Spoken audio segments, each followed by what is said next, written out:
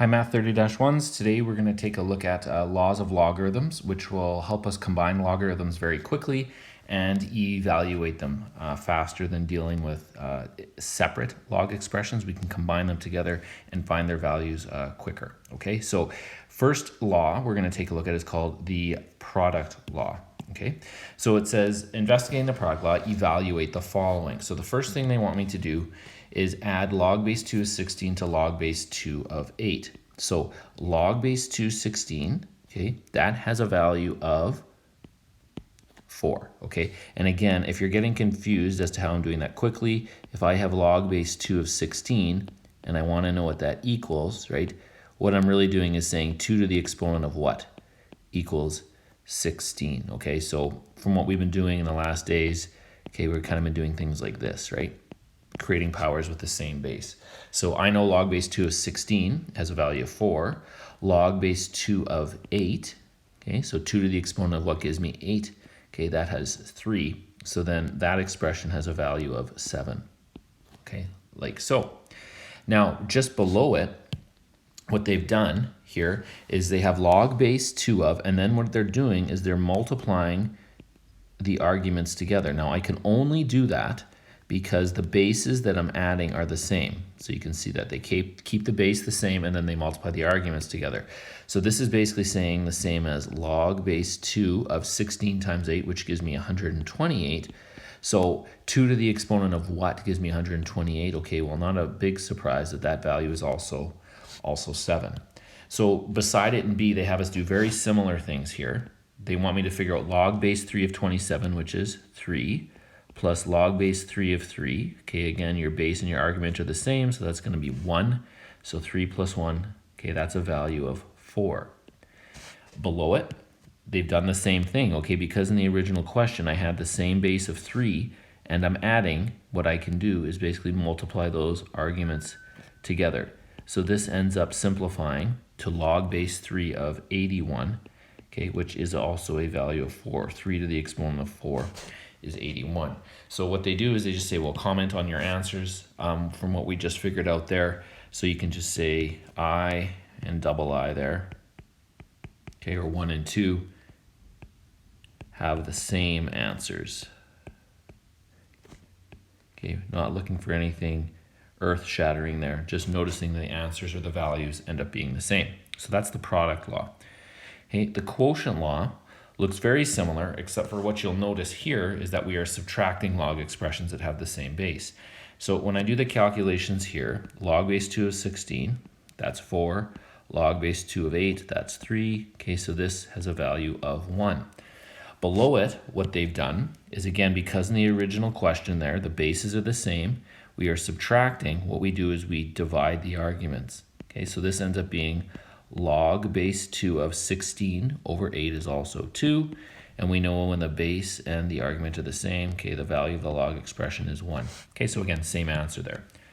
In B, evaluate the following. Log base 3 of 27, that has a value of 3. Log base 3 of 3 is 1, so 3 minus 1 is 2. Okay, and then again, we have log expressions that have the same base and we're subtracting, so we divide the arguments.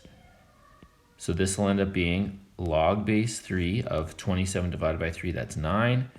Okay, and that has a value of 2. 3 to the exponent of 2 is equal to 9. So again, it's very similar to the above examples. Comment on your answers. So again, 1 and 2 have the same answers. All right, so what that does is it takes us to the two laws below, the product and the quotient law. Okay, so what they're stating here is with the product law, when I am adding log expressions and they have the same base, I am able to multiply the arguments together. Okay. In the quotient law, when I am subtracting log expressions that have the same base, I am able to divide the arguments, okay? Now, what's important with both of those laws is that I need to be able to go back and forth between the expanded version and the simplified version. What I mean by that is that if I take a look at the product law, a lot of times they will give me this scenario and they're going to ask me to turn it into this scenario, okay? But they will also start here and ask me to go back the other way. Okay, and the same holds true for the quotient law. Normally they'll start here and ask me to come to this side and rewrite the quotient law as so, but sometimes they will start there, okay, and ask me to come back the other direction with it. And you'll see that in some of the examples today, and I'll refer to that when we're doing the calculations and I'm simplifying the expressions. Okay, so in class example 1, it says evaluate the following using the product law or the quotient law. So again, first thing I notice in this first example is that I do have the same base and I am subtracting. So what that allows me to do is rewrite the logarithm but divide the arguments. And the order does matter, okay? It is 12 over 3. You cannot write 3 over 12. So this will simplify to log base 2 of 4, and we know 2 to the exponent of 2. Okay, is 4, so that logarithm has a value of 2.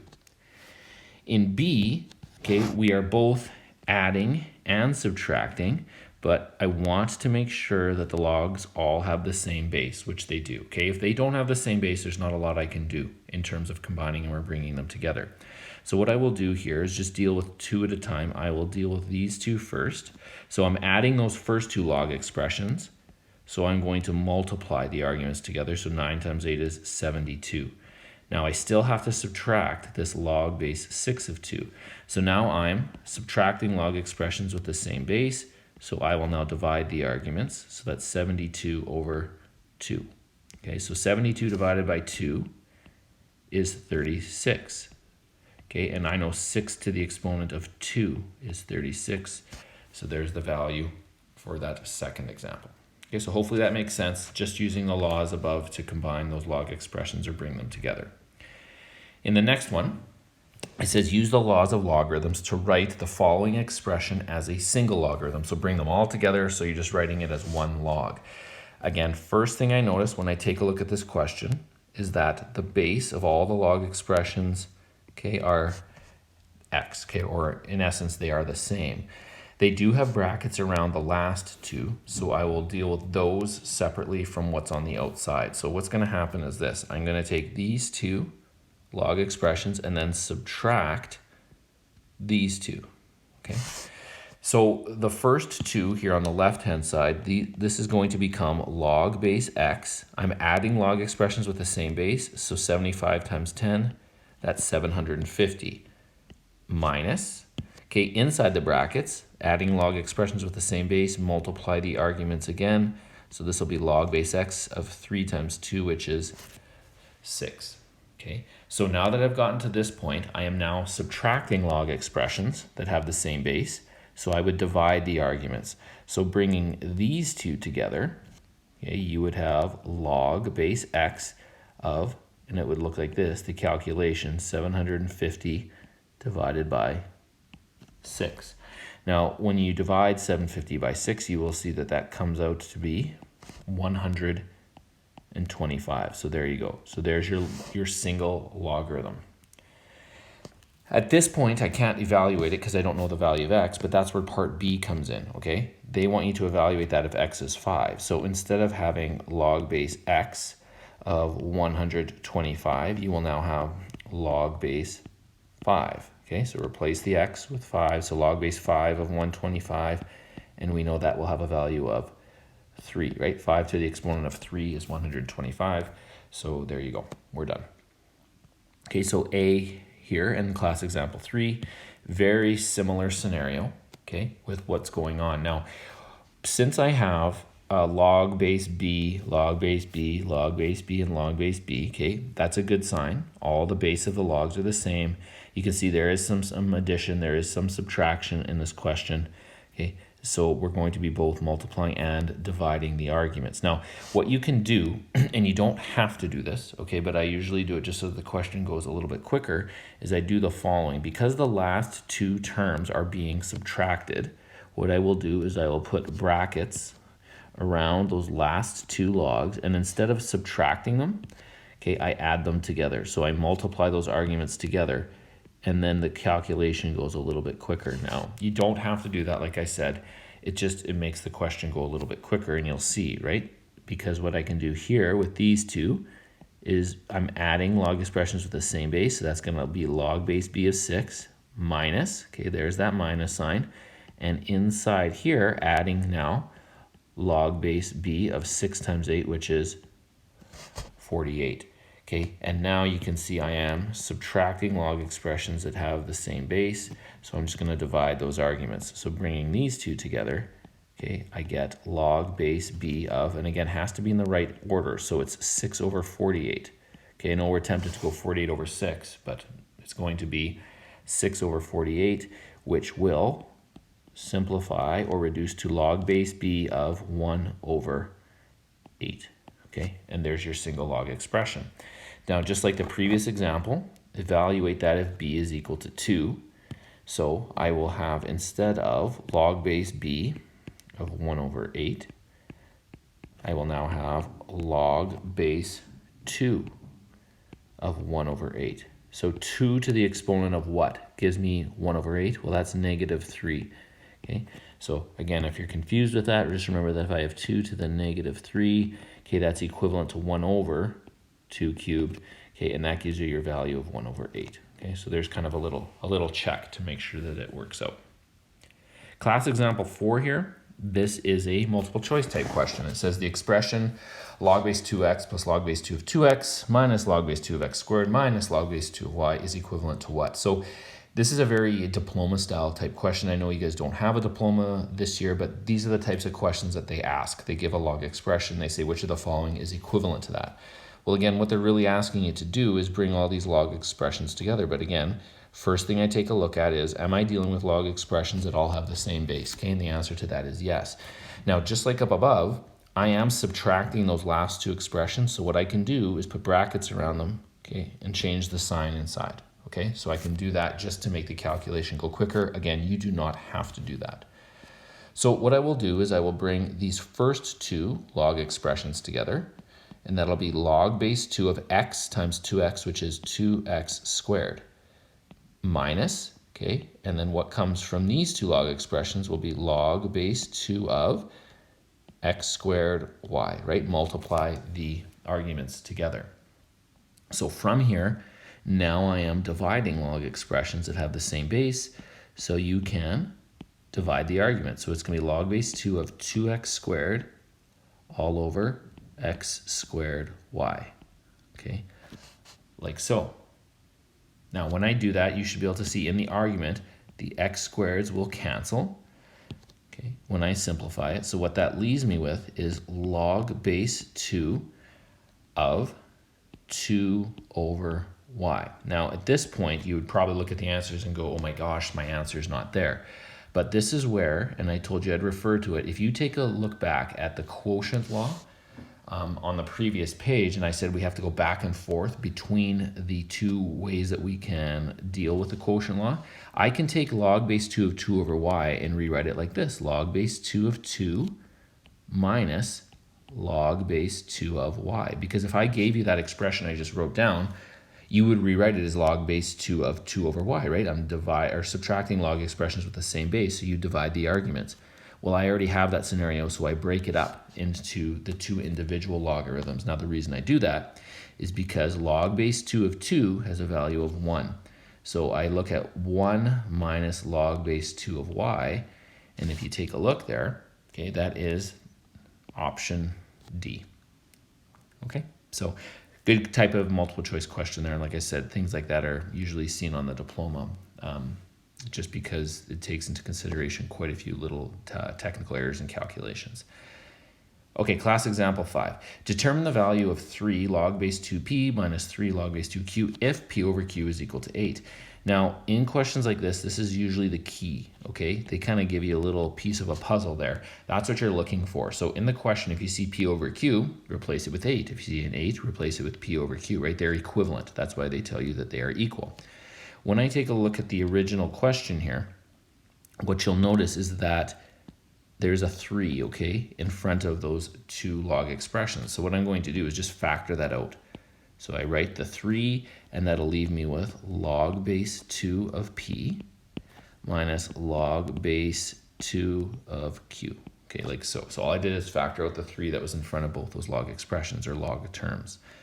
So inside the brackets now, I have log expressions with the same base Okay, and I am subtracting. So that will allow me to divide the arguments. So I will be able to go log base 2 of P over Q. Okay, and what do you know? There's the P over Q, okay, that I told you in the write-up of the question. So I can replace that P over Q with 8. So this is now 3 log base 2 of 8. Okay, there's the 3 that I factored out. Log base 2 of 8 is also 3, right? 2 to the exponent of 3 is 8. So 3 times 3, that's a value of 9. And there you go. Okay, so any questions, again, obviously at any point, feel free to email me, send me a picture of the question, and I will do some calculations, some explanation, and send it back to you. Okay, another law that we're going to take a look at called the power law. So just some examples that kind of lead us into it. It says, by writing 2 log of x is log of x plus log x, show that 2 log of x is equal to log of x squared. So sounds more confusing than it is, but when they say show that, they're saying start with this 2 log of x and show that it will become log of x squared. That's all that they're saying. Okay, so what they're really saying in the question is this. They're saying if I have 2 log of x, now I can rewrite 2 log of x, right? I have 2 log x's, so I can just say, well, that's the same as log x plus log x, right? If I add 1 log x to another log x, I have 2 log x's. So I'm just going the other way. Well, 2 log x's is equal to 1 log x plus another log x. Okay, well, now using what we learned in the last page and the last couple laws, what I'm doing here is I'm actually adding log expressions that have the same base. Okay, don't forget, when you don't see a base there, it's actually 10, isn't it? So those 2 log expressions do have the same base, and we're adding them. So if I add log x plus log x, same base, I multiply the arguments. So that's log of x squared, okay? And I did exactly what they asked me to do. I started with 2 log of x, and I ended up with log of x squared. So they want me to do a very similar thing in the next example. They're saying, prove that 3 log base 2 of a, okay, will end up being log base 2 of a cubed. So I have 3 log base 2a's. So log base 2a plus log base 2a plus log base 2a. There you go. I've written it out 3 times, right? So I have 3 of them, 3 log base 2 of a's. But again, what I'm really doing there is adding log expressions that have the same base, right? They're all base 2. So what I can do then is multiply the arguments together. So this will be log base 2 of a times a, which is a cubed. And that's what they asked me to end up with. Now, in both of those examples, okay, hopefully what you notice is this. If I take a look at that first example, the 2 that was in front of the log base 2 of x ends up being the exponent at the end. And the same thing in the second example, the 3 that was in front of the log base 2 of a ends up being the exponent, okay, attached to the argument. So that being said, if I write an expression, so this is now back down at part C, write an expression equivalent to a log base b of c. Well, if I follow that same pattern, that a should end up being an exponent attached to the argument. So it's going to be log base b of c to the exponent of a. And there you go.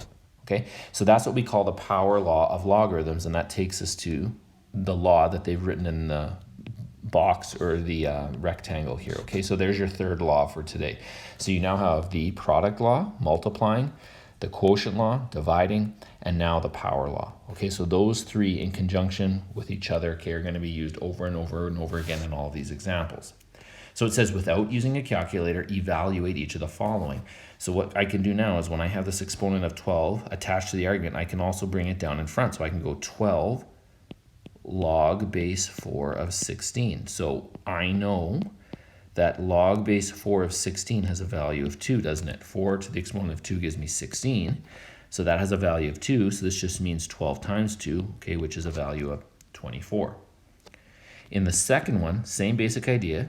Bring that exponent down in front, log of 10. Now again, sometimes we get confused here. Don't forget that when you don't see the base, it is 10. So basically I have 21 times log base 10 of 10. Well, when the base and the argument are the same, it has a value of 1. So 21 times 1 is just 21. Okay, and there you go. Simplify the following. In these ones, again, you're doing the same thing. I'm going to take this exponent that's attached to the argument, bring it down in front of the log expression. So n log base 6 of 6. Okay, and I know log base 6 of 6 is 1, isn't it? Okay, because the base and the argument are the same. So n times 1 is just n. Okay. In the second one, okay, I usually find this one a little bit easier to explain if I basically substitute a number in for n, okay? So what I will do is I'll go like this. Now it's 6 to the exponent of log base 6 of, and I'll make an easy number here so it works out well, 36. So this is going to be 6 to the exponent of log base 6 of 36 has a value of 2, doesn't it? So 6 squared is 36. So the value of that whole log expression there ended up being the value of the argument. So if I use that same logic here, this whole thing will just equal n, okay? And that's what these two laws right here are basically stating, okay? And that is really it. So there's your lesson with laws of logarithms. It'll take some time to, see them all the time over and over and over again. But again, just make sure that if you are adding or subtracting log expressions and you want to bring the arguments together, they have to have the same bases, okay? If they do not, you cannot combine them together to simplify. All right, so try those out. Again, just to reiterate, any questions, email them to me, take pictures of them, send them to me. I can write on them, talk to you kind of via the iPad that I'm using to teach this, give you some additional instructions.